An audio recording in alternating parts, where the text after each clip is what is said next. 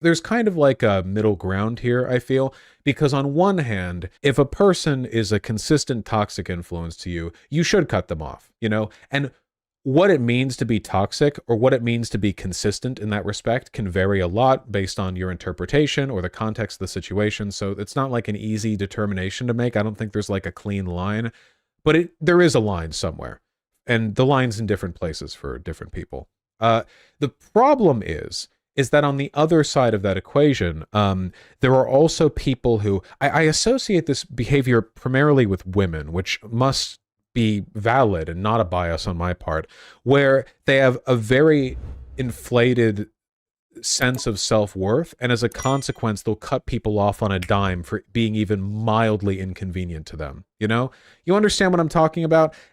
I don't think this type of person is quite as common as the people who just let the negativity sort of drag them down, but they don't want to deal with anyone else's shit. They don't want to deal with anyone else's problems. Total non-starters. So they won't put in any work, so they can never have any real friends. It's always like transactional friendships of convenience. Real friendship, by the way, has to involve some degree of irrational mutual service. That's what people are looking for in a relationship, you know? I think that the broader, like, overarching values that you bring to how you treat relationships should be rational. You should be interested in what they provide for you as well, because otherwise you're kind of a mark, you know?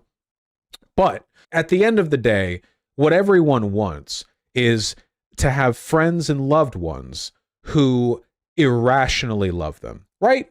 What's a mark? Like a mark for a scam, like you're easy to take advantage of.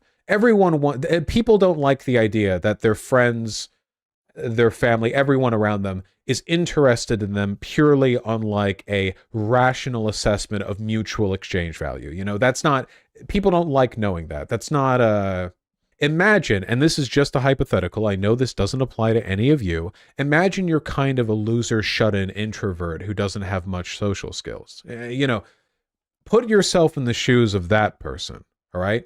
Now, imagine that you find a friend, and that friend is like a radiant beacon of energy.